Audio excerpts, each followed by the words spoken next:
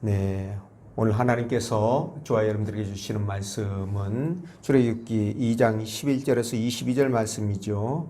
우리는 나그네의 힘을 알고 이를 보며 살아야 합니다. 이런 제목으로 말씀을 전할 텐데 말씀 증거될 때 우리 하나님의 은혜와 사랑이 함께하길 원합니다.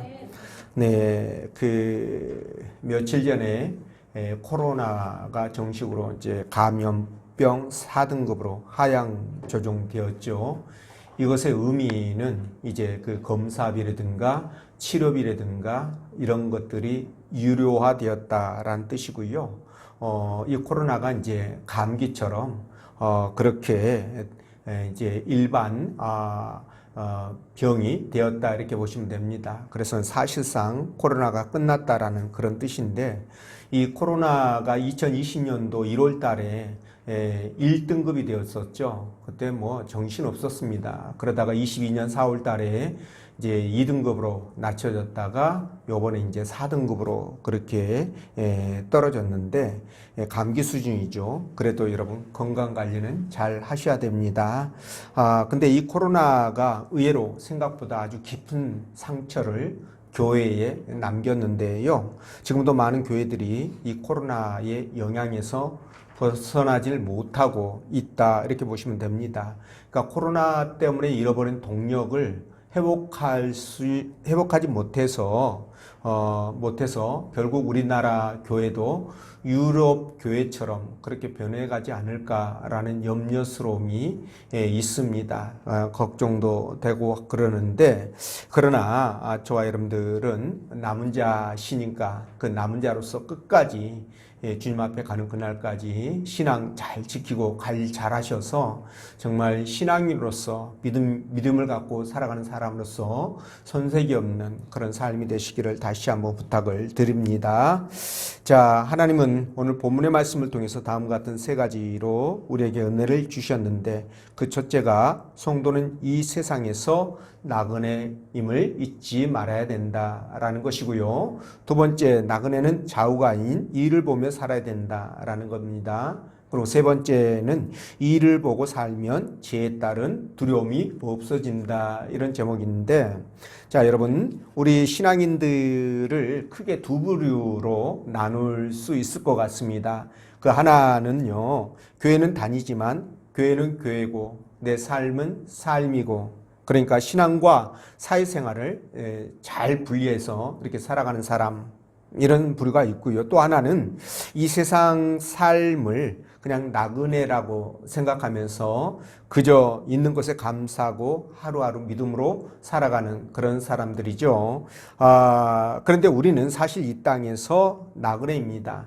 근데 나그네가 뭡니까? 잠깐 볼일 보러 왔다가 그 볼일 끝나면 돌아가는 사람, 자기의 고향으로 돌아가는 사람이 나그네 아니겠습니까?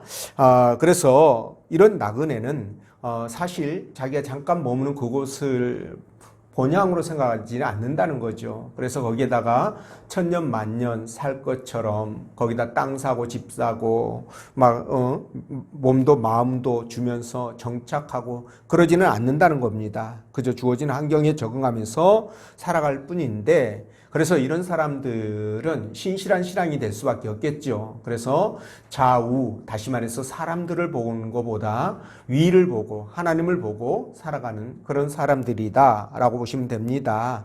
그러다 보니까 죄 때문에 오는 그런 두려움 이런 것보다는 마음이 항상 기쁘고 또 평안과 즐거움을 누리는 것이 더 크다. 그렇게 살아가는 사람들인데요.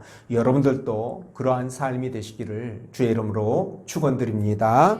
자, 그러면 본문 말씀 따라가면서 나그네로 살아가는 우리가 어떻게 살아야 하고 또 어떨 때 두려움이 없어지는지 성령께서 들려주시는 하나님의 음성을 듣도록 하겠습니다. 자, 첫째로 성도는 이 세상에서 나그네임을 잊지 말아야 된다라는 말씀인데요. 22절 말씀 읽어보겠습니다. 시작.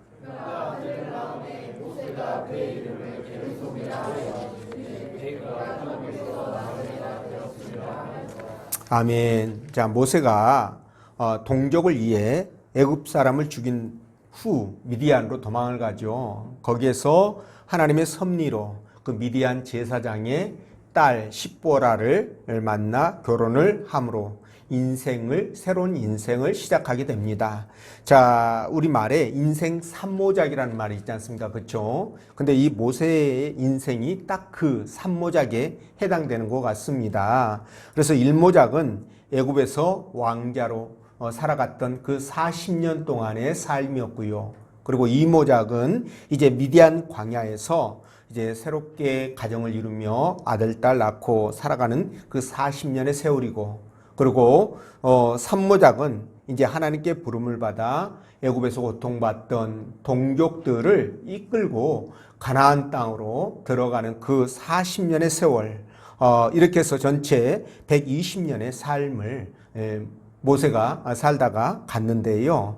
근데 모세가 인생 이모작 때 미디안의 제사장 누엘의 딸 십보라와 결혼을 해서 아들을 낳았죠. 그 아들의 이름이 바로 게르솜입니다. 그런데 이 게르솜은 무슨 뜻이냐면 제가 말씀드렸죠. 히브리의 이름은 전부 다 뜻이 있다고요. 지명도 마찬가지고 우리도 마찬가지입니다. 이름을 지을 때 다 뜻이 있잖아요. 그리고 지명을 봐도 다 뜻이 있듯이 히브리인들도 그렇습니다. 근데 이 게르솜의 이름은 내가 타국에서 객이 되었다라는 뜻입니다. 그러니까 다른 말로 나그네라는 뜻이죠.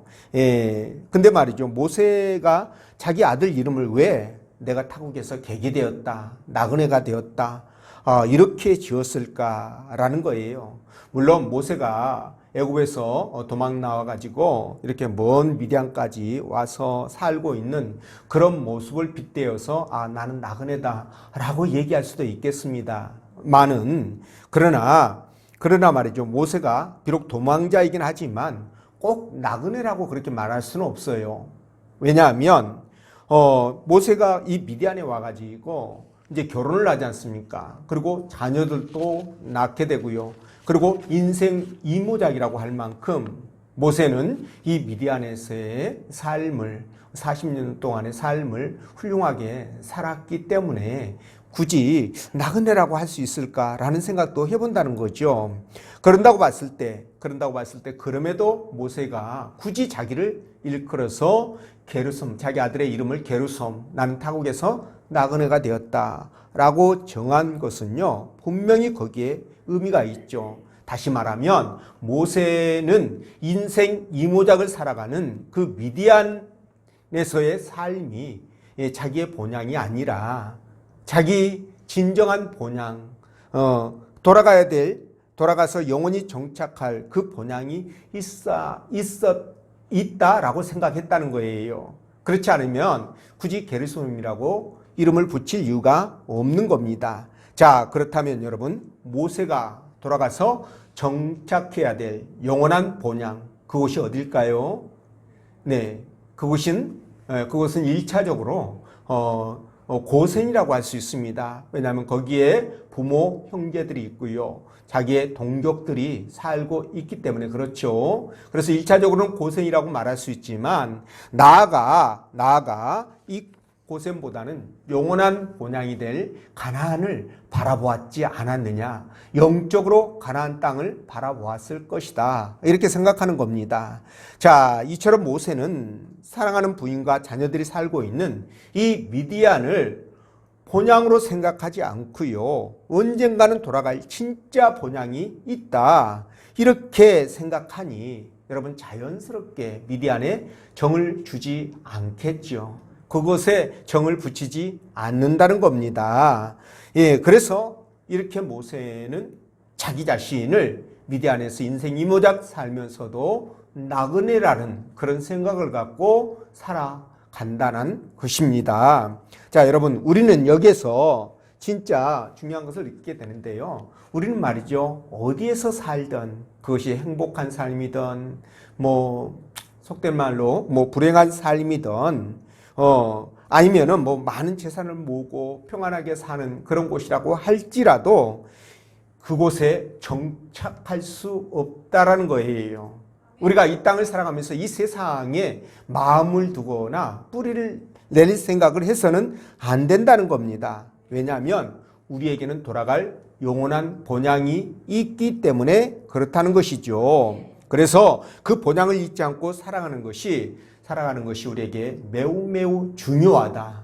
네, 본향을 바라보면서, 진짜 본향을 바라보면서 살아가는 사람과, 네, 잠시 있다가 떠날 이곳에 마음을 두고 영원히 정착할 것 같이 살아가는 사람의 모습은 너무나 다를 수밖에 없겠지요. 그래서 우리 믿음의 사람들은 진짜 이곳에 잠시 있다가 떠나갈 나그네다, 이런 자기 정체성이 분명해야 된다는 것을 말씀을 드리죠. 자, 이스라엘 백성들은요, 지금도 그렇습니다.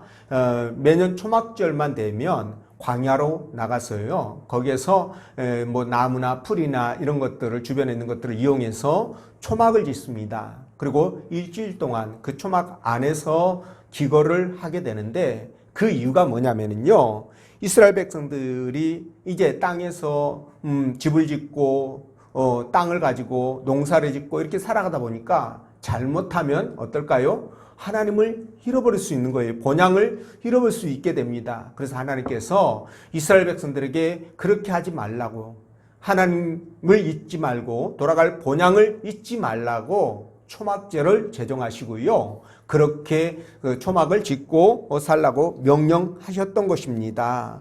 예, 요셉도 마찬가지예요. 요셉 그럼 잘 아시지 않습니까? 애굽의 제2인자로서 총리의 자리까지 올라 부귀영화를 누릴 만큼 누렸던 사람이에요. 거기에다가 애굽에서 결혼까지 해서 자녀들까지 낳고 애굽 사람들의 존경과 추앙을 받는 사람 아닙니까? 쉽게 말하면. 자, 그 정도 되면은요, 여러분, 웬만하면 그곳에 이곳이 내 고향이다, 내 본향이다, 그렇게 마음먹고 정착할 생각을 가질 것 같아요. 그렇지 않겠습니까? 그럼에도 불구하고 이 요셉은 자기가 이제 숨을 거둘 때 유언으로 뭘 남기냐면, 히브리인들에게, 자기 그 동족들에게, 내가 죽으면 이제 너희들이 이 땅을 떠나서 가나안으로 올라갈 때 나를 이곳에 두지 말고 내 뼈를 수습해서 가지고 올라가 달라, 이렇게 부탁을 하거든요. 자, 이런 것을 봤을 때 요셉이 애굽에서 아무리 부유하고 풍요롭고 부귀영화를 다 누리는 정말 부족함이 없는 삶을 살았다 할지라도 결코 그 애굽에 마음을 주지 않았구나. 요셉은 돌아갈 본향이 있다는 것을 기억하면서 그 본향을 바라보면서 살았구나. 이것을 우리가 깨닫게 된다는 것이죠. 여러분, 이런 사람이 바로 본향을 사모하는 사람들이고, 이런 사람들이 진짜 하나님 나라 백성이고 신실한 신앙인인 것입니다. 여러분들도 그렇게 인정하시죠? 그래서 히브리서 11장을 보면 우리 믿음의 선진들이 고향으로 돌아갈 기회가 있었지만 저들은 더 나은 본향을 사모해서 그 고향으로 돌아가지 않았다라고 그렇게 말씀하셔요. 그러니까 그들이 지금 앞에 고향은 자기가 육신이 태어난 고향을 얘기하겠죠. 뒤에 더 나은 본향은 어딜까요? 하나님 계신 진짜 본향을 얘기하겠죠. 자, 이렇게 그들이 생각을 하고 살았다는 거예요. 또 바벨론의 그 포로로 끌려갔던 이스라엘 백성들이 있지 않습니까? 그렇죠? 그들도 말입니다. 비록 포로의 신분으로 인생이 참으로 고달픈 삶을 살아가고 있었지만 그들은요, 매일 하루에 3번씩 하나님이 계신 그 성전이 있는 예루살렘을 향해서, 자기들의 조국이 있는 그 이스라엘을 향해서 기도하며 3번씩 기도하며 하나님 앞에 그렇게 간절히 사모하는 마음을 표현했던 것입니다. 자, 이런 위대한, 그러니까 우리 그 신앙인들은요, 이런 우리 그 믿음의 선배들의 본을 생각하지 않는다 할지라도 이거 당연한 거예요. 그래서 히브리서 11장 26절에서도요, 이 모세가 뭐라고 얘기하느냐? 그리스도를 위하여 받는 수모를 애굽의 모든 보화보다 더 큰 재물로 여겼으니 이는 상 주심을 바라봄이라, 이렇게 말씀하거든요. 그러니까 이런 자세는 뭡니까? 내가 나그네라고 생각하지 않으면 할 수 없는 행동들입니다. 나그네니까 아무리 애굽에서 큰 재물로 그가 그것을 누리고 살았다고 하지만, 그러나 그것보다는 영원한 상 주실 것을 바라보면서 천국을 바라보면서 살았다. 이런 이제 부분이 되는 거죠. 그래서 여러분, 우리는 이 모세처럼 비록 이 땅에서 정말 수많은 것들을 가지고 누리고 산다 할지라도 우리 분명 이 땅 떠나야 되잖아요. 예, 이 땅 떠나야 됩니다. 그렇기 때문에 돌아가야 될 곳을 생각하면서 우리가 나그네 삶을 사는 것이 성경적이지만 이치적으로 논리적으로 생각해도 딱 맞는 말씀이다 라는 겁니다. 자, 여러분, 세상 사람들도 사람이 죽으면 돌아가셨다 그렇게 얘기하죠. 예, 누구누구가 돌아가셨어요 그러죠. 그러니까 그렇게 얘기를 하는데 저들도 사람이 돌아갔다는 건 뭐예요? 돌아갈 곳이 있다는 뜻도 아니겠습니까? 그렇죠? 근데 저들은 이제 돌아갈 곳이 바로 저승이라는 거예요. 저승. 이 저승이라는 곳은 이제 죽은 영혼들이 모여서 살아가는 곳이 바로 저승입니다. 근데 우리는 그 저승이 어떤 곳인지 너무 잘 알잖아요. 저들은 그 저승이 그냥 좋은 곳쯤으로 생각하지만 천만의 말씀, 만만의 그렇죠. 콩떡입니다. 저곳은 지옥이에요. 그렇죠? 예, 그러나 우리가 돌아가야 될 곳은 천국입니다. 자, 이렇게 말하면은요, 예, 기독교인들이 굉장히 편협하다 이렇게 말하거든요. 예, 우리도 잘 알고 있어요. 우리가 편협하다는 거 너무 잘 알고 있습니다. 근데 하나님 말씀이 그런 걸 우리가 뭐 어떻게 하겠습니까? 방법이 없는 거예요. 편협한 대로 살아야 됩니다, 여러분. 예, 근데 이제 중요한 거는 우리가 언제 돌아갈지 알 수 없다는 거예요. 언제 돌아가야 될지 알 수 없어요. 그러니까 올 때는 순서대로 오지만 갈 때는 순서 없이 마구잡이로 간다라는 거죠. 그러니까 그런 상황 속에서 진짜 그럼에도 불구하고 이 땅에서 천년 만년 살 것처럼 생각하면서 살면 정말 미련한 거예요. 예.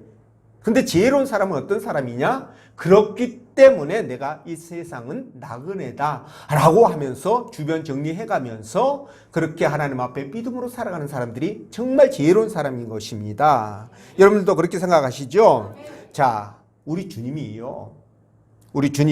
자기밖에 모르는 부자가 많은 수확을 해가지고 많은 재산을 모아서 창고를 짓고 또 짓고 거기에다 쌓고 또 쌓아가지고 정말 떵떵거리면서 진짜 막 한번 잘 살아보자 라고 생각했던 그 부자에게 주님께서 뭐라고 말씀하시죠? 오늘 밤 네 영혼을 도로 찾으면 네가 준비한 그 재물들, 많은 재물들이 누구 것이 되겠느냐라고 질문하지 않습니까? 그렇죠?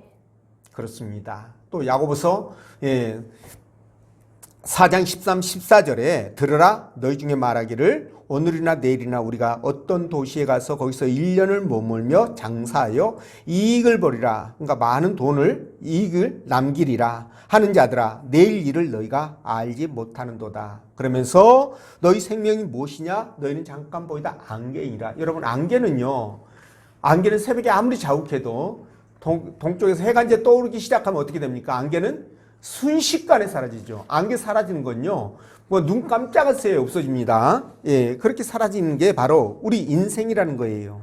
그러니까 올 때는 순서대로 와도 갈 때는 순식간에 가버리는 것이 바로 인생 아니냐, 이 부분을 말씀하는 겁니다. 그러니까 이 두 개의 공통점이 바로 그 부분이라는 것을 우리에게 말씀해 주는 거예요. 자, 이런 상황에서 정말 저와 여러분들이 지혜로운 자가 돼야 되겠죠.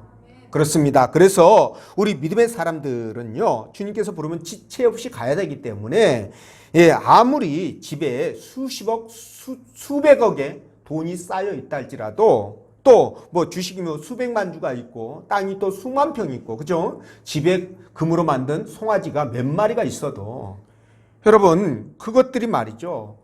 그것들이 이곳에 영원히 터전을 잡고 살아갈 것 같으면 의미가 있지만 언제 떠날지 모르는 사람들에게는 그게 의미가 없는 거예요.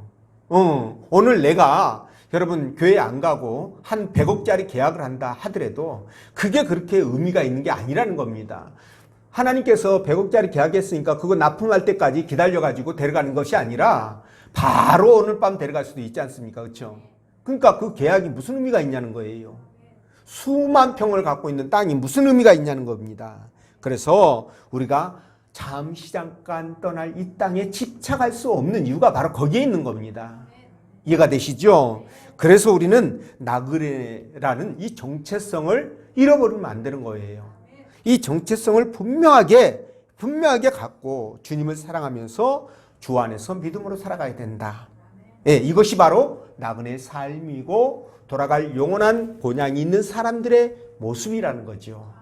자, 그래서 여러분들이 꼭 이런 삶이 되시라 다시 한번 간절히 부탁을 드립니다. 자, 두 번째, 나그네는 좌우가 아닌 이를 보며 살아야 된다라고 말씀하시는데 12절 말씀 읽어봅니다. 시작.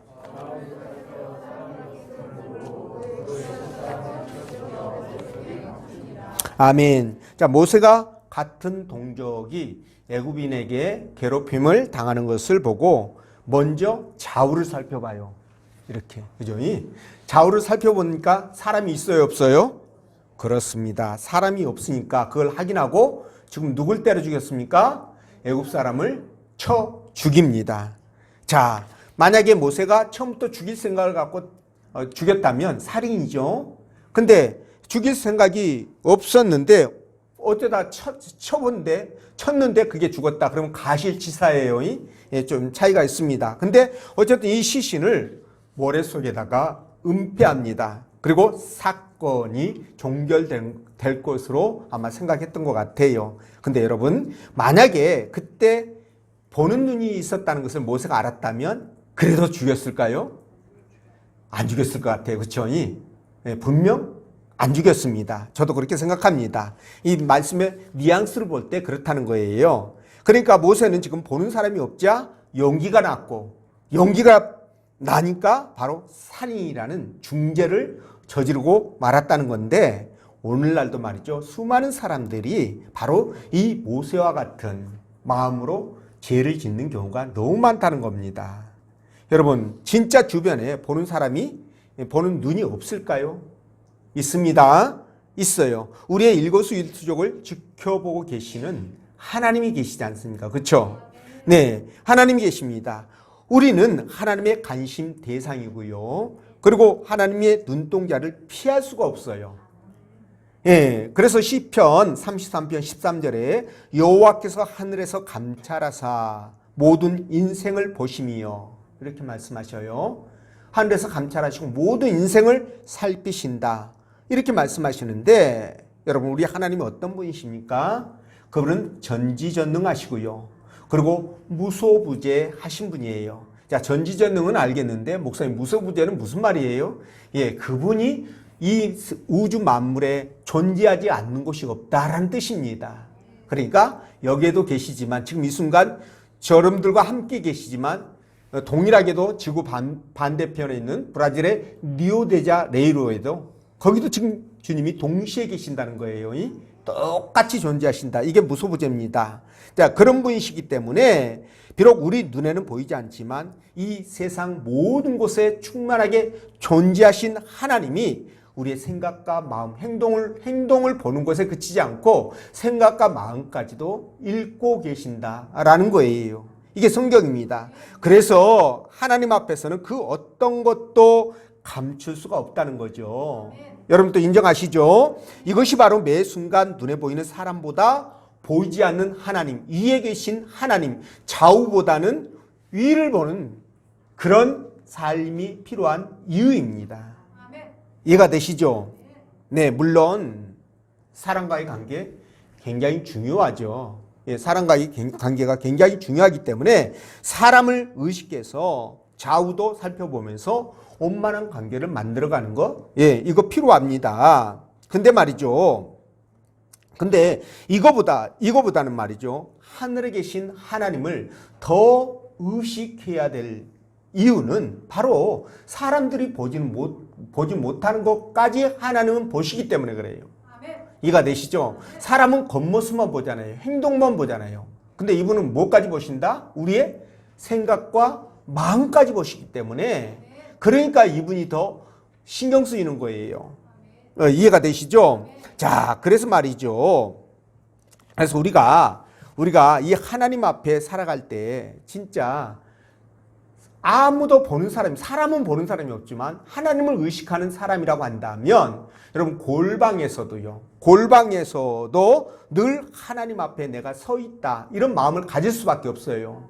이게 이제 헬라어로 코람데오라는 뜻이고 그 다음에 이걸 한국말로 표현하면 신전 앞에, 그러니까 하나님 앞에 그런 뜻이 되겠습니다. 이런 단어인데 이런 의식을 갖고 살아가야 된다. 예, 이럴 때 우리가 죄를 다스릴 수가 있고요. 하나님 앞에 바르고 정직하게 살아갈 수가 있다. 이 말씀을 드리는 겁니다. 자, 여러분 아까도 말씀드렸지만 모세가 만약에 하나님께서 저 위에서 모세의 행동을 보고 있다는 것을 모세가 인식을 했다면, 그걸 인지를 했다면 어땠을까? 죽이지 않았다는 거죠. 예, 좌우 살펴보고 사람이 없어서 죽이는 그런 일은 벌이지 않았다는 거예요. 예, 그러니까 이런 것을 볼 때, 예, 이 세상에 제약이 만연하고요. 진짜 하나님 앞에 악한 모습들이 점점 발달하고, 하나님을 대적하는 그런 문화들이 더 창궐하게 된 이유는 바로 코람데오, 이 신전 의식이 없기 때문이다.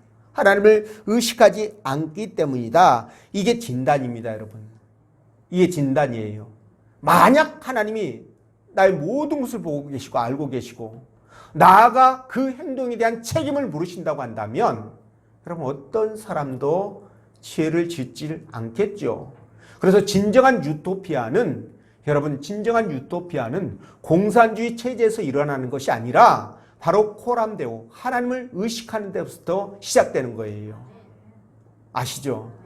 아니, 사람이 통제하고 간섭하지 않아도 스스로 내가 하나님 앞에 바르게 세워져야 되기 때문에 바르게 행동할 수밖에 없지 않습니까? 신실하게.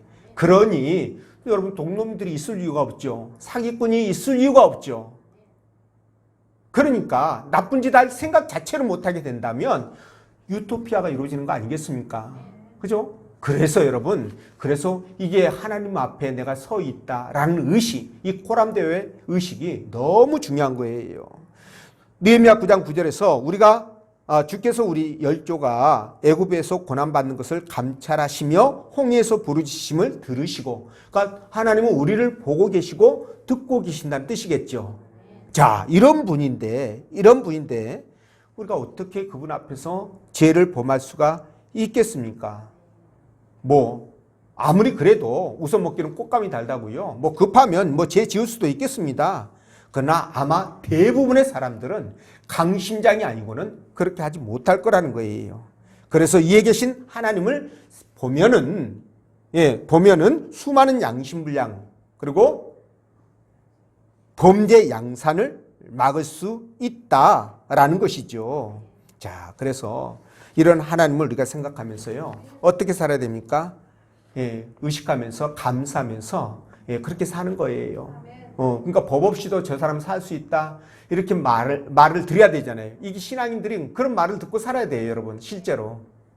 근데 실제 아까 제가 처음 모두에서 말씀드린 것처럼 신앙인들 가운데 두 부류가 있다고 그랬잖아요. 그 첫 번째 부류가 신앙과 세상에서의 삶이 이원화돼 가지고 분리돼서 살아가는 그런 경우들이 많다 보니까 그런 아름다운 모습을 보이지 못하는 경우가 있지 않습니까? 그러나 우리는 항상 하나님 앞에 이 코람데오의 의식을 갖고 하나님 앞에 서 있다라는 그런 의식을 갖고요, 모든 유혹들을 이기고 믿음으로 살아가야 된다는 거죠.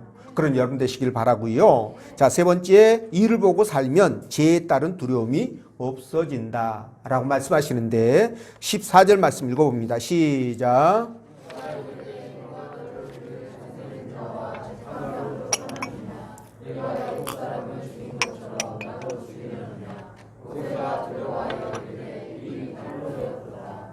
아멘. 자, 여러분, 모세가 애굽 사람을 죽인 다음에 자신의 죄가 탄로가 나자 뭘 느낍니까? 두려움을 느껴요. 두려움을 느낍니다. 그래서 그 두려움을 극복하는 방법으로 모세가 택한 것이 뭐예요? 36개입니다. 미디안으로 36개 도망을 갔는데, 자, 이처럼 죄는요, 사람을 두려워하게 만들어요. 두려움을 갖다 줍니다. 예. 그래서 죄를 짓는 사람이 굉장히 눈동자가 흔들리고 초조하고 불안하고 이런 마음이 당연히 들 수밖에 없어요. 여러분, 에덴 동산에서 아담과 하와가 하나님 앞에 범죄하고 나서 첫 번째 보인 그들의 행동이 뭡니까? 예, 동산 나무 뒤에 가서 숨는 거였잖아요. 왜 숨었어요? 하나님의 얼굴이 두려워서 숨은 거예요. 죄지니까 예, 그걸 이제 어떻게 감당할 수가 없으니까 숨어버린 겁니다. 자, 이렇게 죄는요, 그 죄를 범한 사람에게 두려움을 갖다 주는 것은 물론이거니와 당당함도 떳떳함도 잃어버리게 하고, 그죠? 그리고 온전한 삶을 살지 못하게 합니다.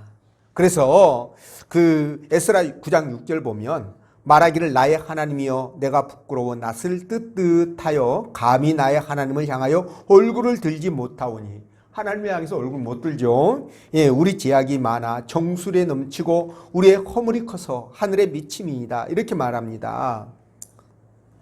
물론 죄를 범한 사람에게 찾아오는 이 두려움의 직접적인 원인은 죄가 사실 아니에요. 그 죄 자체가 두려움을 주는 것은 아닙니다. 뭐냐? 죄로 인해서 받게 될 처분, 예, 처벌, 그죠? 그리고 사회적 비난, 이런 것을 포함해서 우리가 이제 사회적 심판이다, 이렇게 말할 수 있는데, 이런 사회적 심판 때문에 그렇고요. 두 번째는 뭐냐면 하나님의 진노로 인해서 그에게 임할 심판을 두려워하는 거죠. 이것으로 인해서 죄를 짓게 되면 두려움을 갖게 돼요. 마치 아담과 하와가 나무 뒤에 숨은 것이 바로 그 하나님의 심판을 두려워해서 그런 거 아니겠습니까? 자, 그렇게 해서 오는데, 어쨌든 이런 것들이 뭐냐면, 아, 저 사람은 양심이 있구나 라는 것을 알게 해주는 대목이에요. 양심 있는 사람이 죄를 지어도, 죄를 지면 어떻게 됩니까? 그 죄에 대해서 두려움을 갖게 되고 불안해하고, 그렇죠? 눈동자가 흔들리고 막 이런 거 아니겠습니까? 근데 여러분, 근데 소시오패스나 사이코패스는 어떨까요?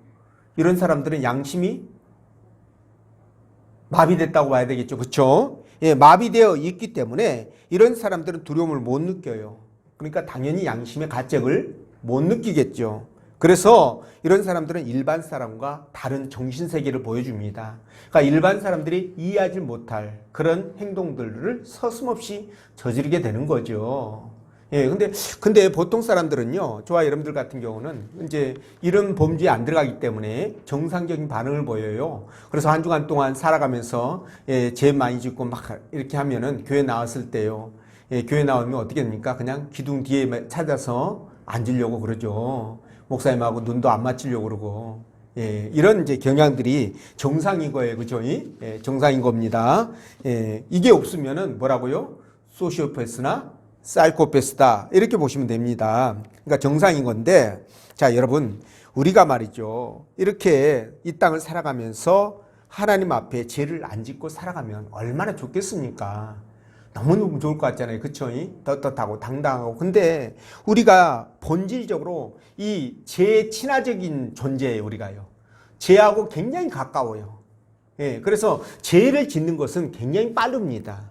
또 즐거움도 느끼고 쾌감도 느끼고 아주 빨라요. 근데 하나님 앞에 나와서 예비하고 영적 생활을 하고, 이거는요, 본질적으로 거부감을 일으켜요. 우리 몸뚱아리가 거부감을 일으켜가지고 그걸 싫어합니다.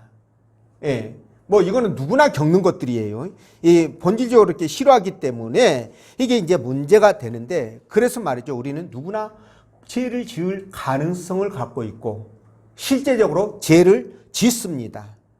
예, 이렇게 죄를 짓는데, 자, 그렇다고 해가지고 그럼 우리 포기하고 아예 죄를 지어야 되느냐? 그건 아니죠. 우리 신앙인들은 이 죄를 이겨나가야 되지 않습니까? 지려고 하는 마음을 이겨나가야 되는데, 그러기 위해서 우리가 어떻게 해야 된다? 하나님을 예배하고 어떻게든지 교회 공동체 중심으로 내가 신앙생활하면서 하나님 앞에 우리가 신앙의 뭡니까? 크기를 좀 키워가야 된다는 거죠. 믿음의 크기를 키워가야 된다는 거예요.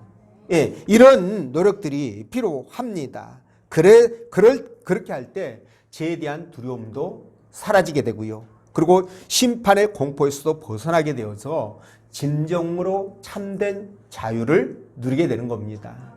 이해가 되시죠? 자, 그래서 그래서 말씀드리지만 우리가 죄를 짓지 않을 수는 없지만 그러나 그것을 최소화하기 위해서 최선의 노력을 다해야 되겠죠.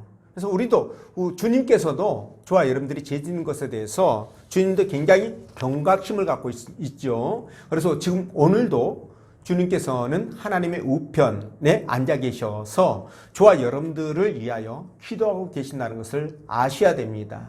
그래서 우리가 그나마 죄와 더불어 먹고 마시고 즐기지 않고 하나님을 찾아 예배할 수 있는 것은 바로 이런 주님의 은혜가 아니냐 이렇게 생각을 해요.